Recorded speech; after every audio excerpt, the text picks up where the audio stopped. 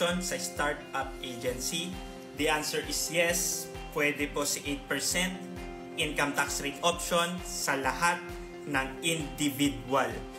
Since agency, pwede rin naman siya sa sole proprietor, pwede ka mag 8%. Ang pinaka guide lang naman ng 8% ay basta ang annual income mo ay 3 million and below. Yun kasi yung VAT threshold.